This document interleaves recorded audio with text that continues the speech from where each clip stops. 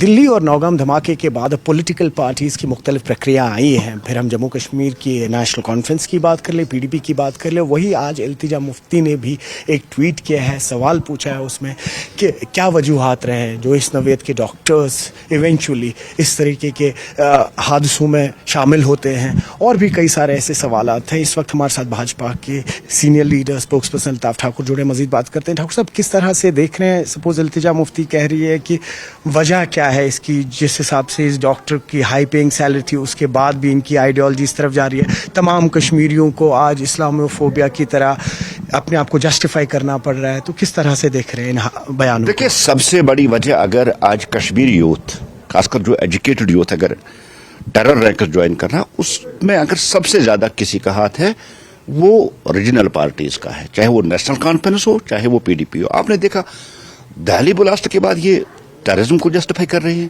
یہ ٹیررسٹوں کو گلوریفائی کر رہے ہیں. ایون یہاں تک کہ عمر کا ویڈیو سرفیس ہوا ہے سوشل میڈیا پہ, وہ خود ذمہ داری لے رہا ہے کہ میں سوسائڈ اٹیک کر رہا ہوں, اور یہ کہہ رہے کہ اس کے مکان کو کیوں ڈھایا گیا.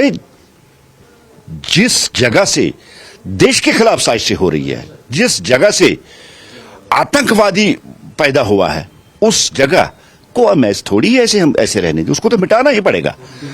اور دوسری بات, مکان تو بن سکتا ہے, چلیے آج نہیں کل وہ مکان بنائیں گے, لیکن جو 15 لوگ دہلی بلاسٹ میں مریں گے وہ کب واپس آئیں گے؟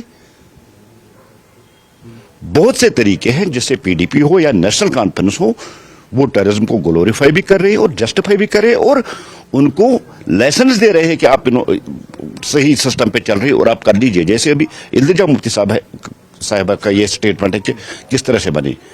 میں التجا مفتی صاحبہ سے کہنا چاہتا ہوں, چھوٹی بچی ہے, کیا آپ کو پتہ نہیں ہے یہ کس طرح سے ہو رہا؟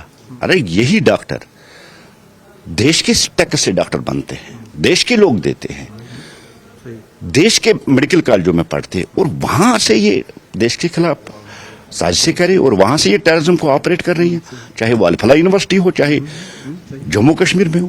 ہم نے دیکھا ہے, یہ آج کی بات نہیں ہے, میں تھوڑا پیچھے آپ کو لے جاتا ہوں. آپ اگر کشمیر میں دیکھیں گے, ایس ایم ایس سے لے کر سکمز تک, یہاں بھی اچھے خاصے ڈاکٹر جو دن میں ڈیوٹی پہ رہتے تھے اور رات کو جو آتنکوادی گولہ باری میں زخمی ہوتے تھے ان کو علاج کرتے تھے. بلیک شپس ہے, یہ ان کی آئیڈیالوجی ہے, یہ وہی جنت اور حوروں کا جہاں سا ان کو دیا گیا ہے. میں ریجنل پولیٹیکل پارٹیوں سے بھی یہی اپیل کرتا ہوں, آپ مہربانی کر کے ٹیررزم کو گلوریفائی کرنا, ٹیررسٹوں کو گلوریفائی نہ بند کر دیجئے. اور یہاں کے جو پیرنٹس ہیں ان سے بھی یہی گزارش ہے کہ اپنے بچوں پہ چیک کیجئے, نظر کیجئے. یہاں سب سے بڑی خونخوار دہشت گرد تنظیم ایک وقت ایل ٹی ٹی تھی, کہاں ہے؟ نام و نشان ان کا نہیں ہے.